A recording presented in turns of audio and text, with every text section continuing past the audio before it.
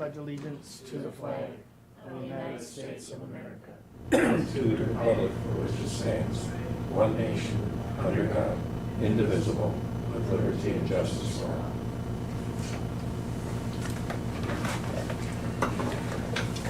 all. Number 3, I have no public comment today. For approval of the August 8th, 2023 Public Safety Committee meeting minutes. We have a motion. Do we have a second? Motion made second. All in favor? Aye. Any opposed? Motion carried. Thank you. So we'll take 5A and 7B at the same time, and I will turn this over to Chris because he's been spearheading this, so I will turn it over to Chris. Okay, thank you, Mr. Chair. So in short, the resolution itself is just reflecting the fact that we've worked through design development with schematics being complete, and so the next phase for the project is basically the final design work that happens prior to generating construction documents, and those documents are what you need in order to put things out to bid and also meet the bidding window if you're going to get it out in the January timeframe, which is really when you want to get out on people's calendars, because once you've moved past the first quarter, the available vendors and calendars fill up, and so then you end up just paying more by virtue of the fact that there's fewer people to do the work. So the goal for us all along has been, if this is moving forward, to hit that January timeframe. So the resolution, that funding essentially gets you everything done up to that point prior to actually putting it out to bid for construction and hitting go. So that's the quick summary of the resolution itself. For the project overall, just some highlights, I suppose, over the last couple of months. So facilities staff and medical examiner staff, along with the architects, we actually were able to visit the Forensic Science Centers in Hennepin County, Minnesota, and Brown County, Wisconsin. And Brown County was a good example, too, because it was similar architect, similar layouts, and recent, as in 2020. So it was helpful. Both of them were helpful to inform the design of the space that we're looking at. And also both entities were very helpful in terms of things they might have done differently, so that we could learn from things that they had done that they would not do the same. Or there were also things that they've done because they're a larger facility or just have a different focus that we knew we didn't want to do at all. So either we carved it out of our project, or we kind of reinterpreted it to better fit what we're trying to do here. But overall, those two trips were very informative for everybody. More recently, we've had a lot of design input from the Venture Architects is the primary architect firm, but they've got a partner in MWL. MWL is considered sort of the nation's leading expert on forensic science center operations, so it was really good to sit down with them and have them kind of go over not only the design work that Somerville had done like years ago and led up to Venture, taking that and kind of building off of it to something more appropriate for our project. They really have a keen eye for the efficiency of space and layout and operations and how things would move through a facility, so that you're working on a better overall layout, not only for members of the public, but for the medical examiner staff themselves, but anybody who would be coming to that facility. So it was really interesting to get their points of view, and they are also able to do it in a way that anticipates some things down the road. So there's a little bit of additional cost, but not something that is putting us into any territory that we're not comfortable in. But also overall, it just really kind of gave us a better overall look on how operations can work through a facility like this. Funding-wise, we're still waiting on word for the federal funding, but we've only had positive feedback from our federal representatives to date, so we're hoping to hear back on that sooner rather than later. That's more or less out of our control, but we've continued to move through that process, and from the beginning, the conversations focused around the November, December timeframe being when we would hear back. So hopefully, if they get to a decision sooner, we'll learn of that, but we're not outside of the timeline that they discussed previously. The county's fundraising effort has been moving forward as well, in earnest, with some excellent help from members of the community who have given us some good insight and guidance on how they've approached fundraising for projects like this, and that formal effort will roll out soon. I also went down to Portage County to meet with leadership down there and their medical examiners team to see what interest they might have in contributing to the project. And the way I looked at that is, one, I know the county well. I know that we had been approached years ago when this was first getting rolling, so it was a natural starting point to say, what kind of conversation would it be, and what can I learn from that conversation in terms of how we might approach other municipalities or counties with the same kind of ask, like, are you interested in contributing anything at all? You know, not setting a particular mark for people to contribute, but say, look, there's a potential value to be gained, even if it's just logistically or proximity. If you save on mileage in terms of driving down to Fond du Lac, things like that. So it might not be a large amount, but really, from my point of view, it's about, like, if you can show a value proposition, even if it's, say, $5,000, $10,000, that's still a positive contribution to the project. So depending on how the conversation with Portage County continues, we may end up presenting to their Public Safety Committee probably next month, and their board for the contribution that they're contemplating, which is still up in the air. But their Public Safety Committee, I was made aware of this actually last week, that they had brought it on their agenda and discussed it, and there was a lot of positive feedback from their committee. Their board chair and the county executive down there are also supportive. So in that sense, that's a good start in terms of outreach regionally. It makes sense to talk to them as well, because Portage County does support the medical examiner's office and work they do similar to what Marathon County does, and with resources and otherwise. The meetings for the morgue task force continue on their normal schedule, so that's kind of keeping pace, and we're working through with them updates similar to this one, getting feedback from them and the various partners on that task force to help inform what we're doing. NTC continues to be a wonderful partner in helping a project move along. There's been absolutely no issues whatsoever in terms of site location conversations, or how we might work one thing out or another. That they're a 100% willing partner, and it's been very good to work with them. And lastly, in your packet, there was a recent rendering. We thought we'd give you what the facility could look like based on where the design has come to today. So this is reflecting the design, the rough outline of the design as it stands today, but really it's just kind of give you something to look at beyond just a schematic or something that's a little more ambiguous, I suppose. But this image and other things like it will accompany the fundraising effort, so people can also see what we're aiming to construct, and that's my update. But if you have any questions, I think Administrator Leonard's been a little more involved on the fundraising side. He might have some things that I didn't mention, but also if you have questions, happy to answer them. Sure. I'll be very brief. Chris did a great job on the update. As it relates to specifics around capital campaign, we've been working very closely, like Chris alluded to, with NTC. In fact, we had a meeting, I think today's Tuesday, so it was yesterday, where we went through, and the rendering in your packet is kind of a central piece to the next big event on the calendar relative to capital campaign, and that is a kickoff event that we have scheduled for the 20th of September. So we've been working with NTC to put together a presentation to really address some of the issues that Chris alluded to, returning to the community to close the gap from what the state has allocated, what the county's allocated, and what we hope to see from the federal government. And that gap is going to be several $1 million. So really addressing this question that we've heard from our initial meetings with some of our representatives in the community is, why should the community be asked to step up to close that gap when really is this primarily a government function? And I think we put together a presentation. We're still in the process of doing that, but really I think it does a good job of answering that question.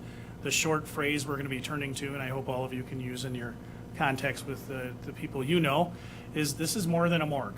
This is more than just a government facility. It offers a lot of things relative to education, areas for really family grief, and for advancements in the medical community that a traditional facility like the ones that Chris alluded to that we've toured wouldn't necessarily have. So that presentation is going to be on the 20th. We've sent out RSVPs. We've gotten a number back, but that's going to be the first foray really into that broader capital campaign. We've laid the groundwork for that. We applied for and were approved at the Community Foundation for a community donation platform that they operate for us. So people will be able to go to, and in fact, I believe it's open now. You can go, and if you're so inclined, you can make a contribution toward this project becoming a reality. But really, that September 20th day is going to be key for us to bring those community partners together. It's about, we're hoping to have about 25 people at this meeting at NTC to go through kind of, again, why is this a real need in the community, which you're all very familiar with, not only in Marathon County, but all of central Wisconsin and in fact, all the way up to northern Michigan.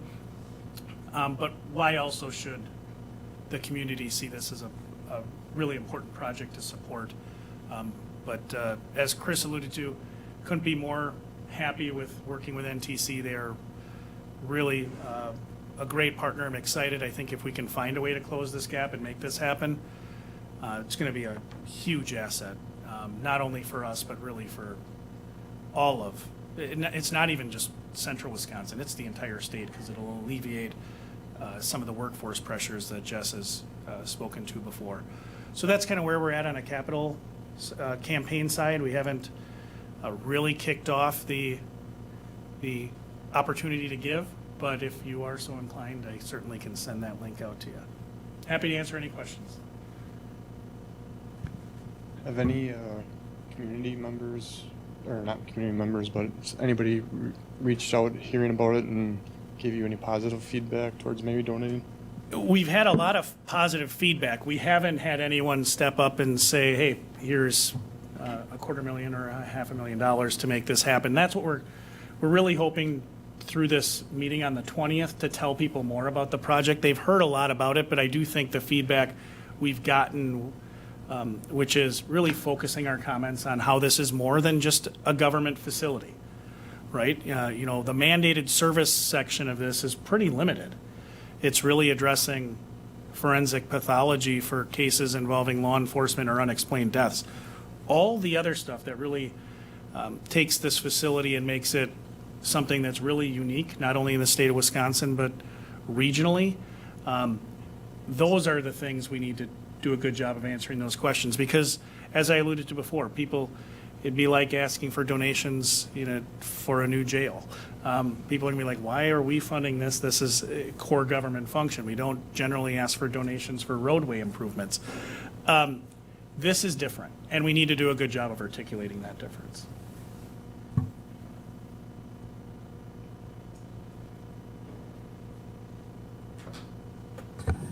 All right, so with that, Administrator, do we want to just go to 7B? Anything else you want to say about that? Well, there is a resolution within the packet relative to the utilization of the American Rescue Plan Act funds. Again, just for history, you guys have allocated $2 million towards the project. You previously authorized us to move forward with that initial design phase. This is, as Chris alluded to, kind of the next iterative step to move toward getting the bidding documents, the bidding drawings. So if you have questions about that, Chris is well suited to answer those. Yeah, just in general, if you think about the first phase, if you think about 100% of the architect's work on a project, the first phase is roughly 15 to 20%, then another 20% prior to construction, and then the rest happens during construction. So this funding gets you to the point of actually beginning to bid it out and build it. There wouldn't be any other funding asked for the project until it's moving forward.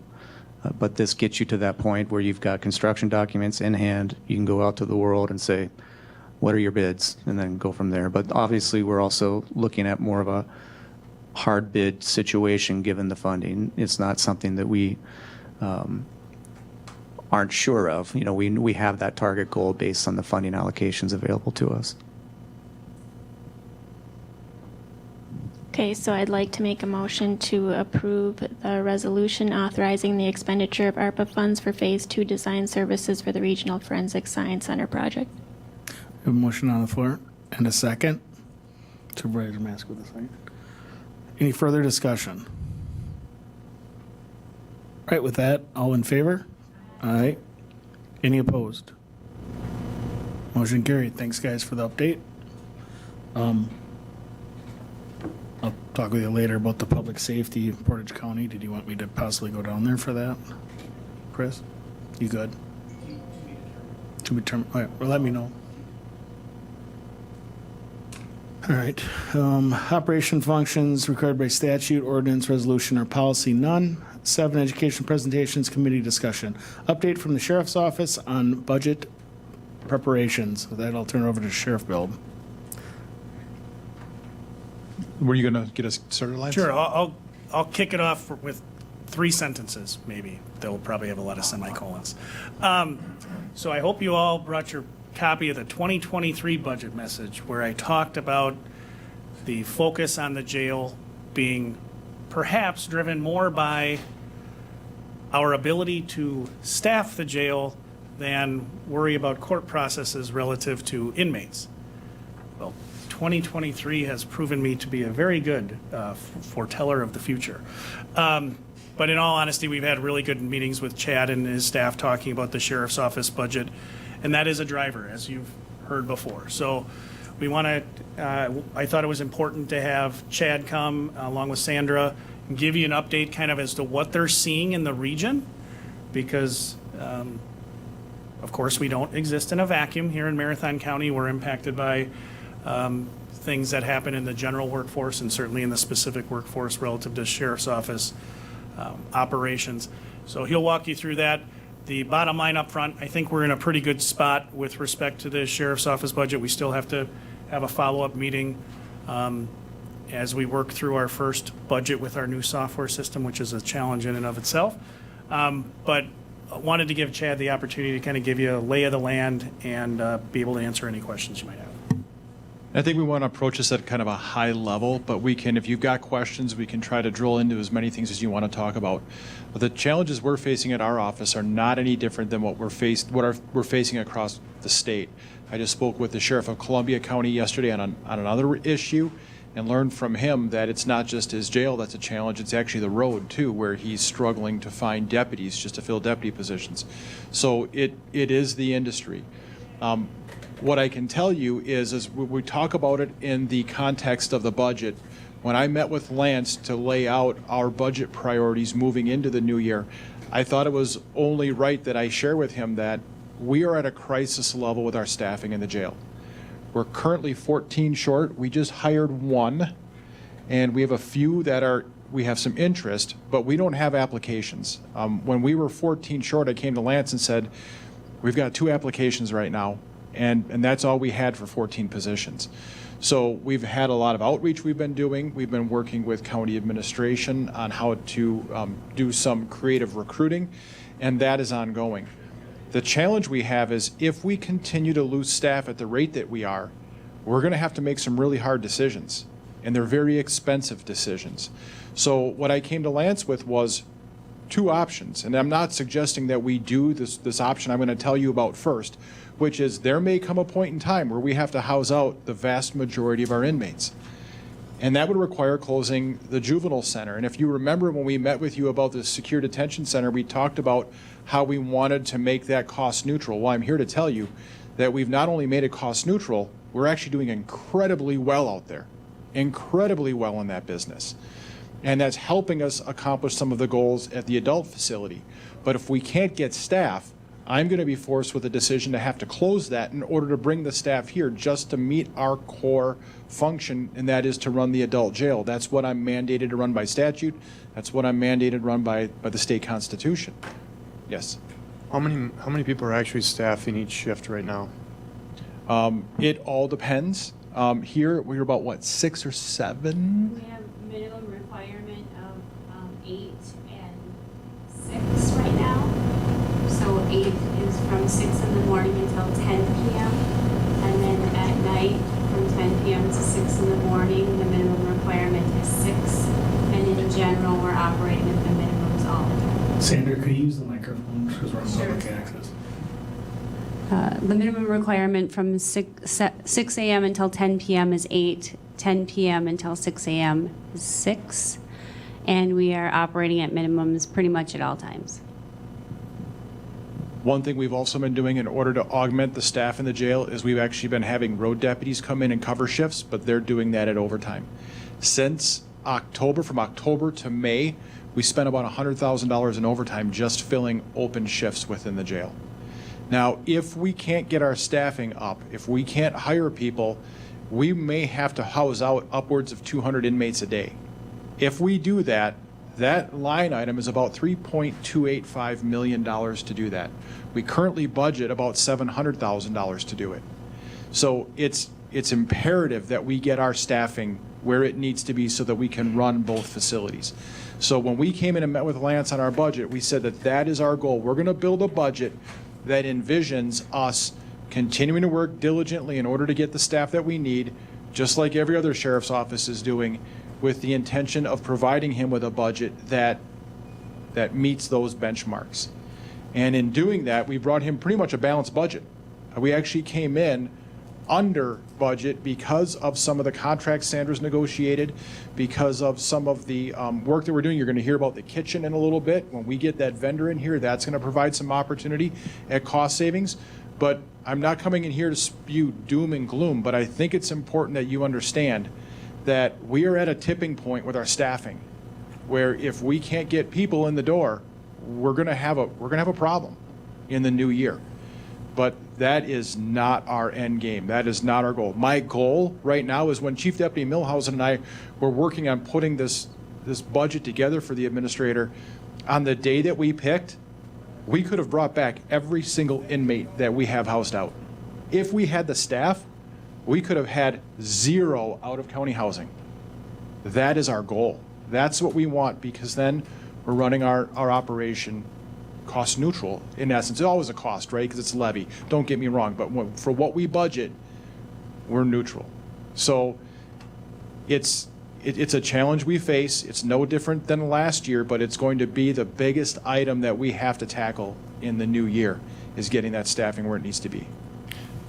If I can just add one thing, I again, credit to the sheriff's office. We're not trying to spread doom and gloom. I mean, you don't need to be very good at golf to hit a sandwich from here and hit a help wanted sign. And some of them are watching, like, hey, go work at Quick Trip, watch Roller Dogs. They're a lot easier than watching inmates. So I think there's a really good opportunity. We'll build the budget with a couple of key assumptions. One, like Chad alluded to, and I said before, we're not in a vacuum. Things are happening in various counties around us. We need to build a budget relative to staff compensation that keeps us competitive. I said that before with respect to all of our staff. I mean, wages and benefits matter. And, you know, there are costs to chipping away at those things. And, I mean, people are telling that to our sheriff's office, hey, I'm leaving to go to get this somewhere else. Other counties are doing X. The state. And I can fill in that gap for you a little bit, Lance. So the state just raised the starting rate for prison guards to $33 an hour. Now counties, sheriffs across the state are, you can watch it. We've got this email group, I don't know what you want to call it, but how everybody stays in contact. What are you doing? What are you doing? What are you doing? You should see what's being done across the state. Every single county is pivoting right now, because those are the positions that they need, and they know they have to do more. I believe that the Wood County Board is going to have a resolution in front of them later this week where they're looking at a new starting rate for their corrections officers of $26 an hour. We pay $23. So that's going to impact our decisions and how we move forward. Other counties are going to start doing that. I was at a meeting with the Clark County Sheriff 3 weeks ago now, and he left the meeting early because he had heard about the Wood County resolution and was going to meet with his HR director because he knew that he had to get something going before his staff. I mean, we're not so far apart regionally that our people aren't going to move. They're not going to go take a different job. So everyone has to be prepared for what that looks like. And I think there's some really good news is we have some really good opportunities. As the sheriff alluded to, we've been talking between admin, HR, and the sheriff's office. I think there's some innovative things that we can do that we haven't done in government before, but they're not innovative when you look at other business sectors. We've talked about, where do we market, right? How do you get people to relocate? We've never had relocation benefits before for corrections officers. We've talked about that. I think that's a good, easy in to get people to want to move.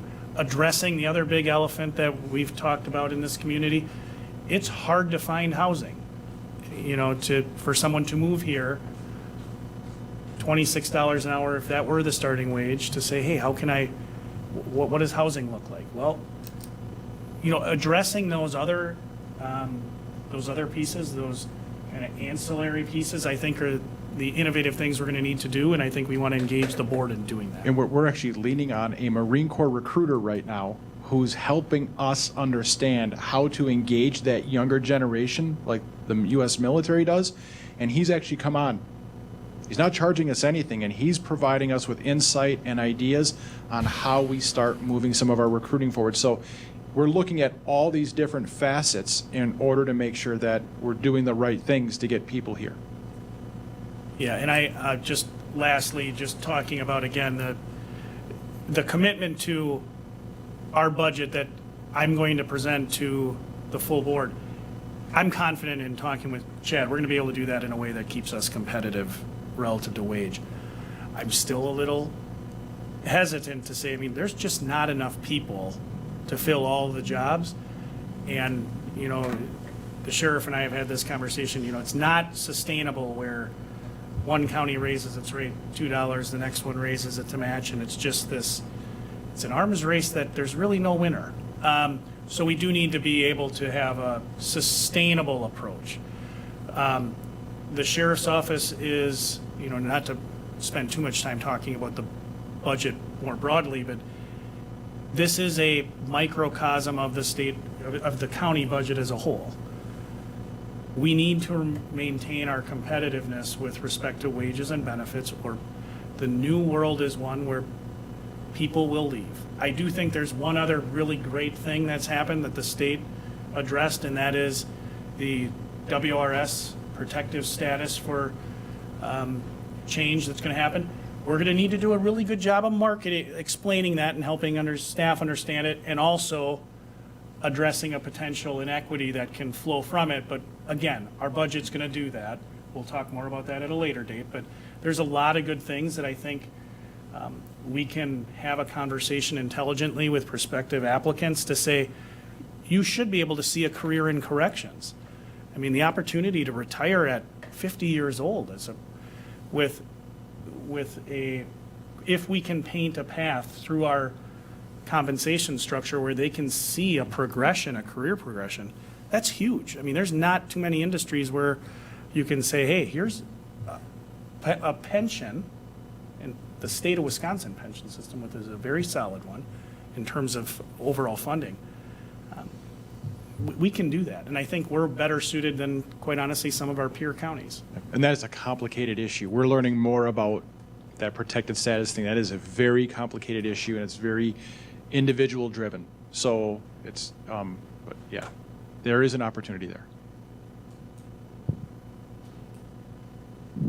So do you have a tipping point type pay scale number that you think would make a big difference to get more people to apply? I don't know what a tipping point would be with a pay scale. I think that what we have to do is we have to create a pay scale that does two things. Number one, it encourages people to apply. It's lucrative enough that they say, yep, this is something I want to go do. And on the other end, it has to be good enough that our seasoned, experienced people stay. Because right now, we're not losing people to, right now, we're not losing them to Wood or Lincoln or anywhere else. We're losing them to Quick Trip, Green Heck. That's where we're losing them to right now. One of our last people just took a job with Quick Trip. So that's where we have to really be putting our mindset around. And the one thing I'll add to that, you know, we've been talking about wages and benefits. And when I talk about benefits, I mean that really broadly. It's not just health insurance and other, you know, the retirement piece. It's the work environment, which credit to Sandra and Chad. I mean, we're starting to have those conversations. But when you're as short as we are, one of the things I think we all know that staff are looking for, right? Whether it's the new generation or, quite honestly, it's every generation. I don't care what generation anyone is in. They all want flexibility for them, right? It might look and feel different. Flexibility for me at my age now versus, I'm not going to tell you, but versus when I was 26, it's different. But it's still flexibility for me. But it's hard to have conversations about flexibility when we're asking people to pick up shifts and forcing people to pick up shifts. We can't. We've tried that. We've looked at different schedules and different options, but we're so short, we can't even go there right now. And and I'd be happy to, at some point, I'm gonna have to check with these employees, but some of the last, a couple of resignation letters, if you read them, they're very complimentary of Sandra and her staff. It's just they're burned out, they're tired, and they need something different. They're working a lot up there. Now, to do that job, you have to have a certain type of personality. I think a lot of people, you get numbers in and you have to figure out what they need, and you're still picking people that could probably handle it, because if my wife is in corrections, and it's definitely a very life-sucking job, that you could say. And now when you recruit, I'm assuming you guys must give like some kind of evaluation to see if they can. But is that what's really pulling people out, is just what they're dealing with? There is definitely some of that. The acuity of our inmates today is far different than it was even 5 or 6 years ago. The number of inmates that we have that are either awaiting competency restoration or are awaiting transport to Mendota, to the state's correctional mental health hospital, is unlike anything we've seen. And Sandra works every day to try to get those people to the level of care that they need. But working with folks like that in a correctional setting is very difficult for the staff. That is incredibly challenging. And I would love to tell you some stories, but I don't think they're appropriate for this venue. I'm sure with your wife working at corrections, you know the stories I'm talking about.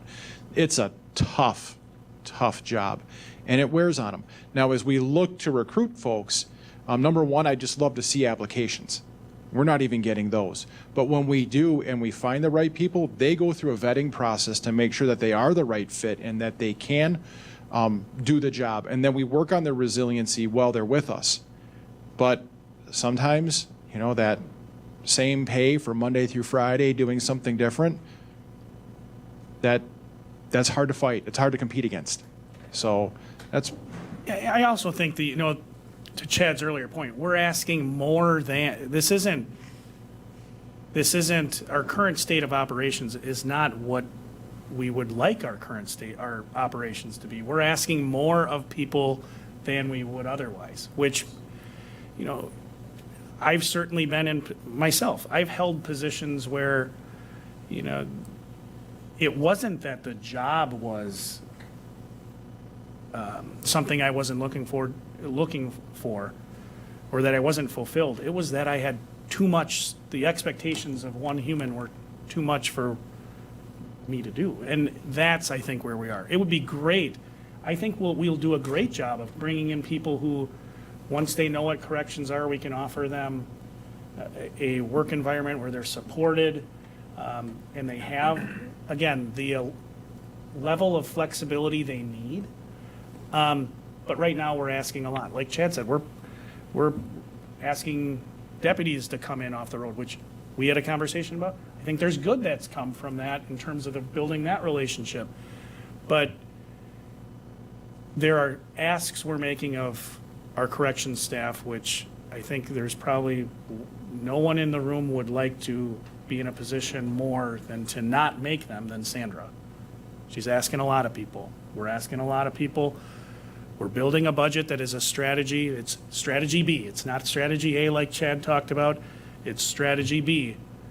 We're just going to need, quite honestly, we're going to need the support of the board to do that. And we're going to need to think outside of the box of what perhaps we've done in the past. So is there anything specifically you can think of that we as a public safety committee could do to help you in this regard?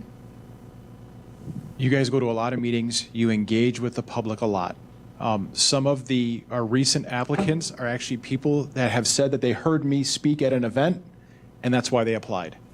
I think getting the word out that this is a noble profession, that this is honorable work, and it's important work, and if they're committed to serving the community, we want to see those applications. So really, really, really promoting that. If there's young people that are, especially young folks that just don't know what they want to do, they're coming out of high school, they're 18 and they're a high school graduate and they're interested in doing this kind of work, we'll train them. We will prepare them for this work. So I think getting that word out is going to be key. If you interact with those folks in the hallway or you see them, just letting them know that you appreciate the work they're doing. The people that I'm seeing leave now, they're great employees, but they're incredible people.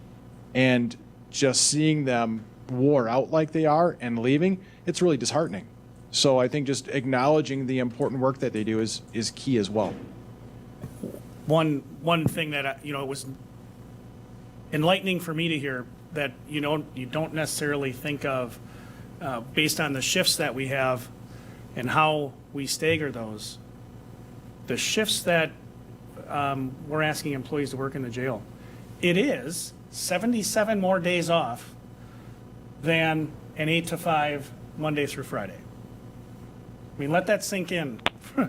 Like, we all know people in our community that's like, maybe they haven't thought of corrections, but whether it's people that have just graduated or looking for a career choice, man, if you are really engaged, like you like the outdoors, yeah, right, if you're fully staffed. But if we can get fully staffed and you like going up to your cabin or you like to, that's a lot of days of not having to use vacation that you could do a lot of great things, and we would love nothing more than to make those things available to you. So, I'm thinking my son is young still, but man, if I knew somebody in that 18 to 21-year-old demographic that is looking for a great initial career and perhaps a long-term career, man, corrections, you got a lot of other time to figure it out too, with 77 more days off a year. One thing I will add to that I think is important and that has always been a selling point here in Marathon County is our policy as far as working is that you are never required to work on your day off unless you want to. So in many other counties, there's a force list, and if your force comes up and it's your Tuesday off or it's your weekend off and it's your turn, you go to work that day. And ours are never that way. It's only on the days that you work when we're fully staffed. So that was always a huge draw. That's the way we often brought in people from other counties. And if I could get one thing back, that would be the thing. And it also goes hand in hand with people just want their time off and the flexibility right now. And the second thing I will add is that if you are somebody who is not 18 to 21 and you are interested in a new career, now is the time, because this is the time where you will move up into a day shift spot much quicker than you would have been on a night shift rotation for longer in your career. So we are not only looking for 18 to 21-year-olds, but I do appreciate people who are in that older demographic, even 30s and up, that really have a lot of life skills that they've learned over time that can build that character in some of those younger people.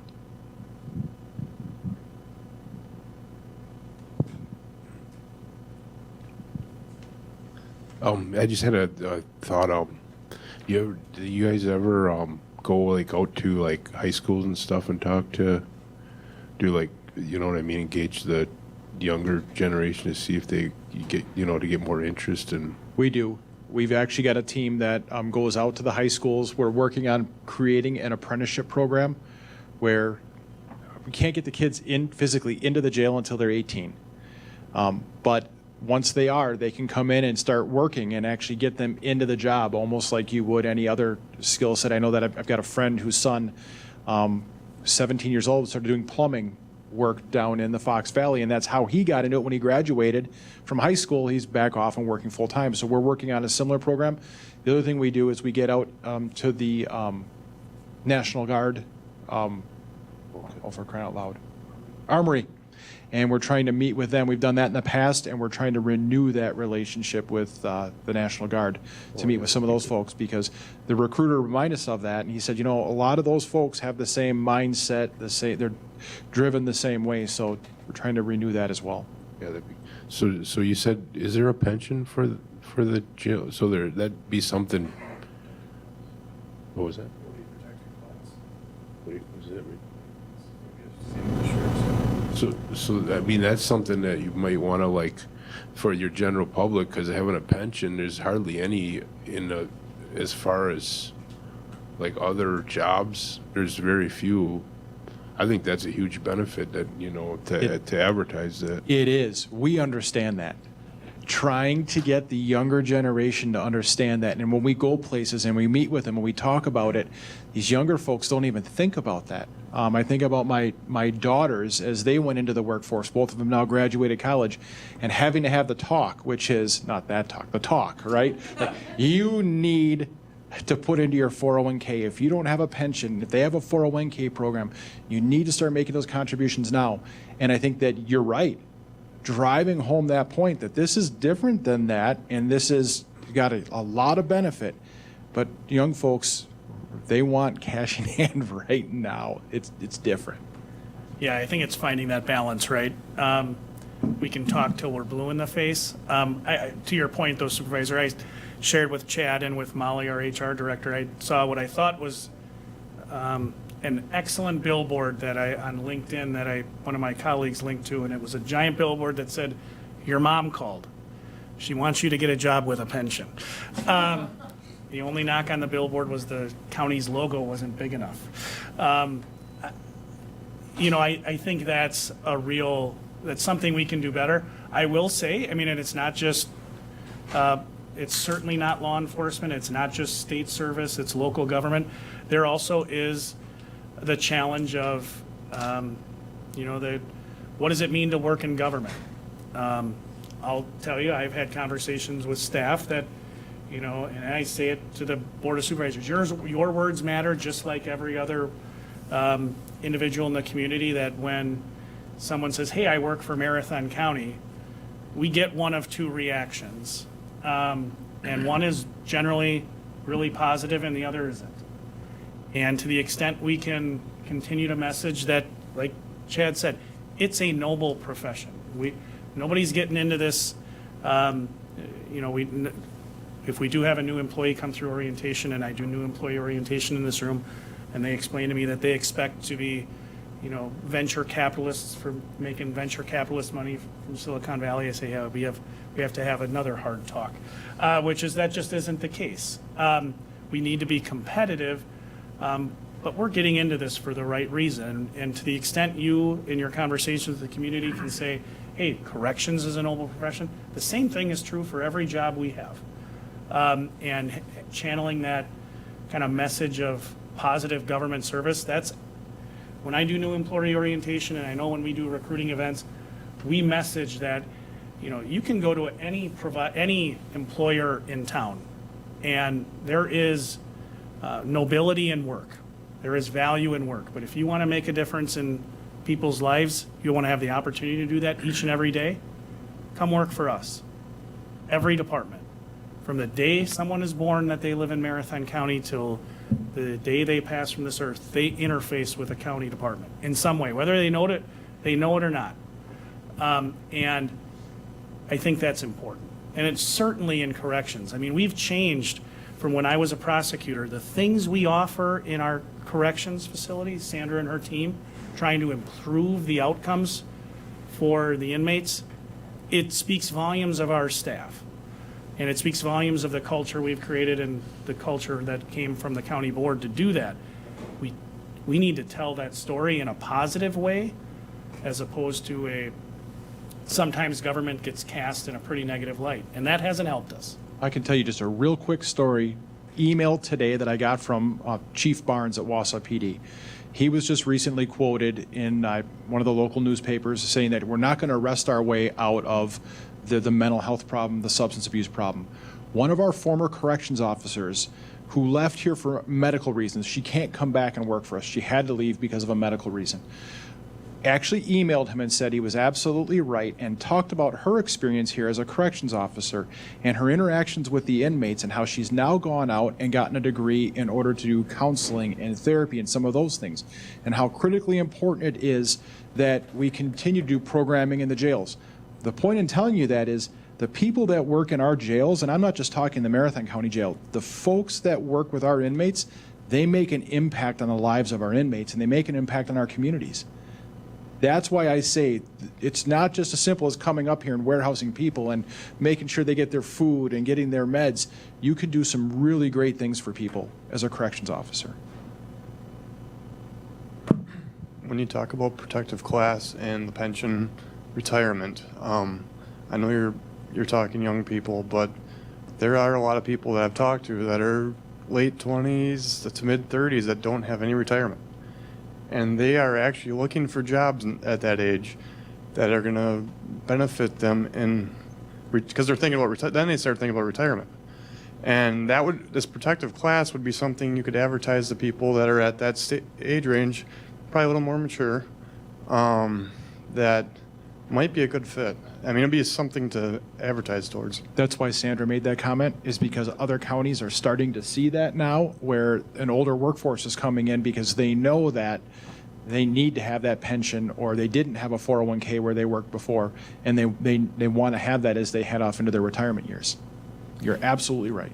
And if you know anybody, send them to our website. It's really easy to apply now. I mean, I think, we've removed a lot of barriers that used to exist to try to get people in the door. Credit to the sheriff's office on a number of those things, working with HR. But if you have that interaction, suggest it.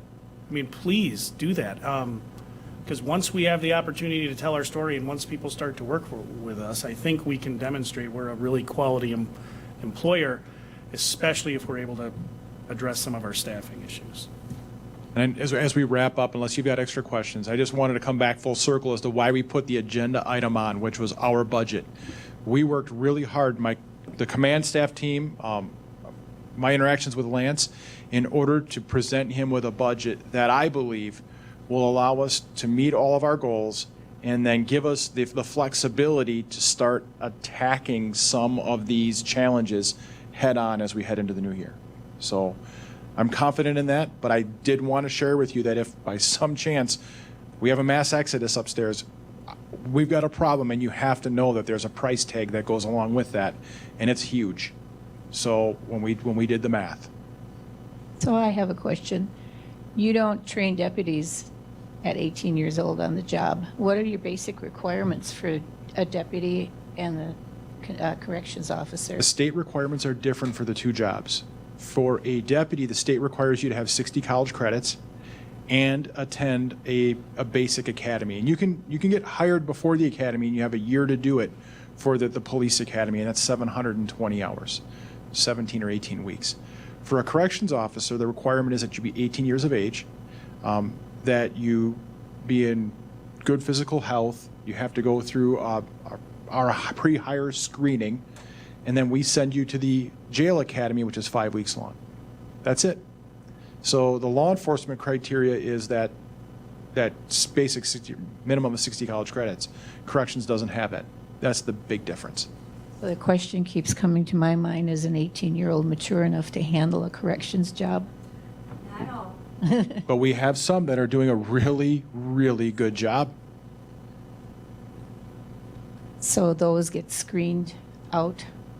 You have good ways of making sure we don't get someone? We have psychologicals, and HR has provided us with 2 psychiatrists and companies that we use that have proven themselves to be very good at what they do. They can predict with some pretty darn good certainty when we're going to have an issue, and if we don't see it, I'll tell you what, they've been right on every single one. So I'm not going to doubt if one of those professionals says they're not ready to be hired, we're not hiring them.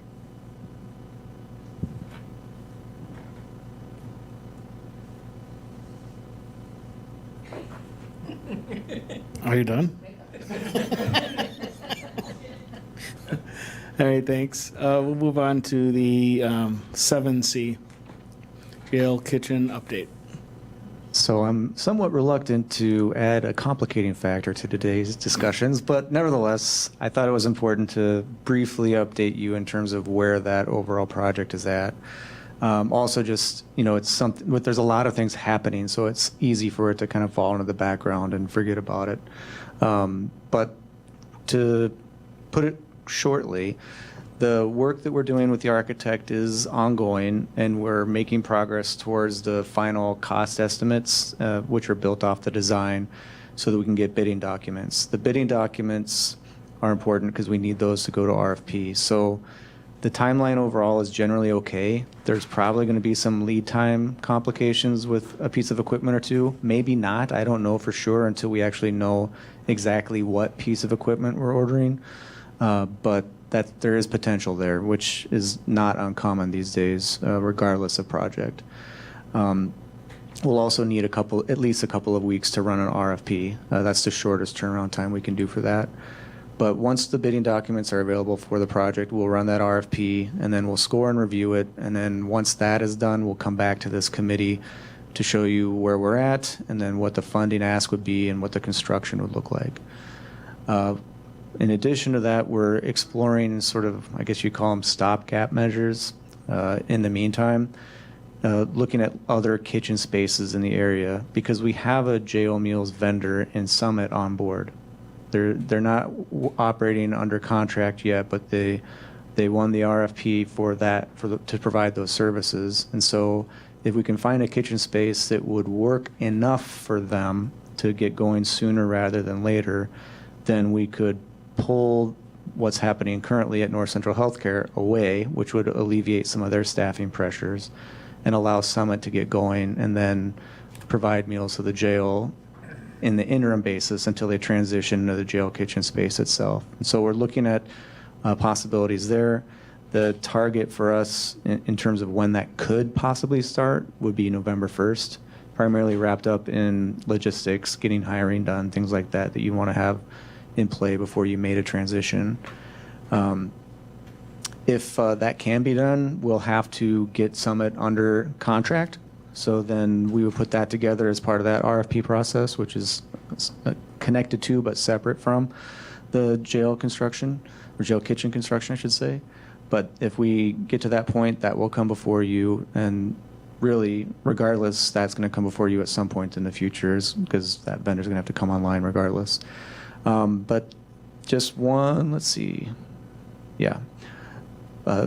Then just as a reminder, we're still looking at as the design and the equipment needs come into focus, we're looking back at anything we have available on hand today from the old kitchen at North Central or anywhere else we can kind of beg, borrow, and steal to minimize the cost, which is a similar thing we're doing in terms of running the project internally with facility staff. We can get the project management done on our own, so then that also provides some cost savings. We're also looking at the decision points. We're exploring any of them along the way, and just the example I'll give you is, do we do gas equipment in the kitchen or electric equipment? So we had long discussions about sort of what would be the best long-term option, and after discussing it with the mechanical engineer and others, to kind of get a sense of one or the other, it pretty much came out to be a wash. And so then it became, well, what would you need to do one or the other? So in order to do gas equipment, you'd have to add more infrastructure, AKA more cost, more time. So we just said, well, we're going electric. So all things being equal, the electric made sense, but obviously it's not, because the gas proposed more difficulties. So anything that comes up like that, we're taking the time to dig into so that we can not just make a snap decision, and really try to get it to a point where what we want to do there and bring to you for consideration is something that's been well thought out. Questions for Chris? All right. Then we will move on to 8A. Next meeting dates, the time announcements, and future agenda items. Committee members are asked to bring future ideas for discussion. Next meeting is Tuesday, October 10th, 2023 at 1:30. And I will take number 9. Motion to adjourn. We have a second. All in favor? Aye. Any opposed? Motion carried. Thank you, everyone.